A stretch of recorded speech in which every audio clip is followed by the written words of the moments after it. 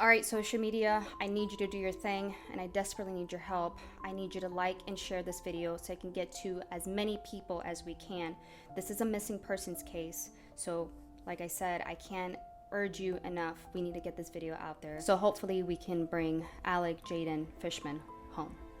Jaydon Fischmann was also known as Alec to friends and has been missing since September 28th, according to his devastated mother, Tammy, and has completely disappeared. Jaydon, 28 years old, was making a trip to the Bay Area to see a former girlfriend and left Las Vegas on a flight that went to Denver, Colorado. He arrived in Denver safe and sound and then had a 10-hour layover before jumping on a connected Frontier flight to San Francisco. However, according to the airline security staff, he was asked to leave the plane because he was filming someone and had made them uncomfortable. The family was told he was acting a little paranoid, and unfortunately that's all the family knows. What Tammy was able to discover was her eldest son, who walked away before the airline staff could issue him another ticket, booked a Lyft car, and headed for Eggno Lodge Hotel in nearby Aurora, Colorado. There's a surveillance of Jaydon checking in at 2:13 a.m. and then leaving the lobby the next morning at 10:49 a.m. A man who Tammy believes was also staying at the hotel was seen rushing towards Jaydon, but Las Vegas Metro Police refused to interview the person in question, while the hotel also distanced themselves from being involved. According to the mother, the Aurora Police Department was contacted and they want nothing to do with the case. But however, that was the last sighting of Jaydon. The mystery surrounding his sudden and bizarre disappearance, however, was only just the beginning. Phone records show that Jaydon's Android phone stayed on without any activity until September 30th.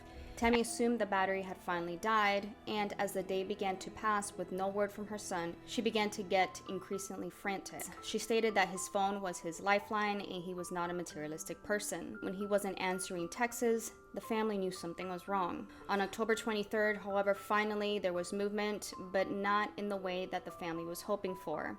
Jaydon's phone suddenly turned back on, and under the guidelines of the Kelsey Smith Act, which was introduced in 2021, and it allows cell provider companies to give phone location information to law enforcement in an emergency situations, such as an abduction.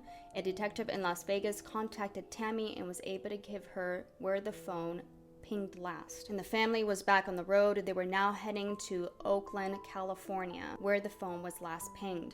The pings from the phone were leading Tammy and her husband Tim down a series of dead ends, with zero progress being made. They were getting absolutely nowhere, so they packed up and made the trip back to Las Vegas. Not long after, Jaydon's socials suddenly became active. People posing as him or using Facebook and Instagram, threatening his family while making attempts to get money sent to a Cash App on his phone.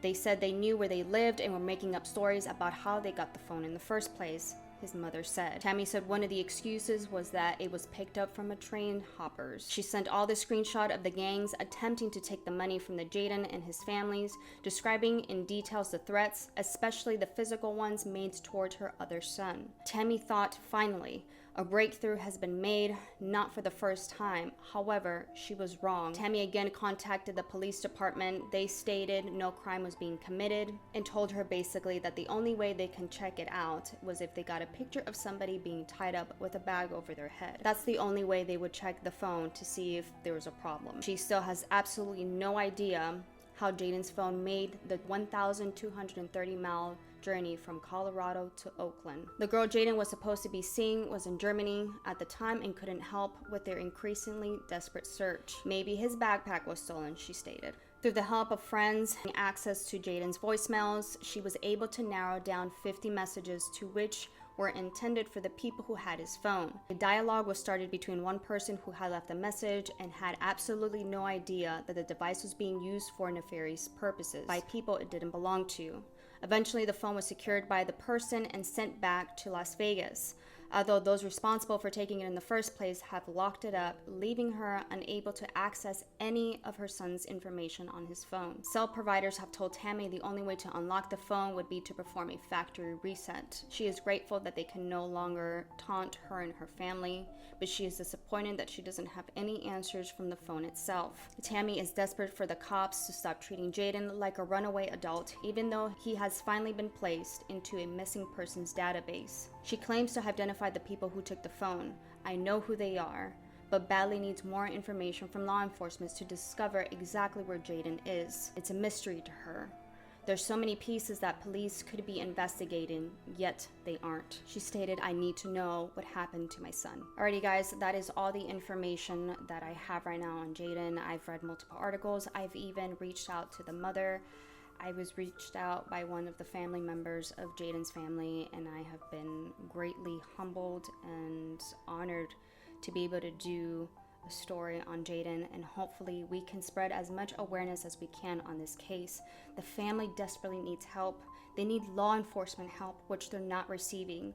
We have 3 different law enforcement agencies, and everyone just keeps brushing it off the other one. They could get a search warrant for the cell phone to be able to unlock messages, see phone calls, see so much other information that can lead us to where Jaydon could be at. Everyone knows that the first 48 hours is the most important time of when someone goes missing. I know the family still has hope to be able to find their son.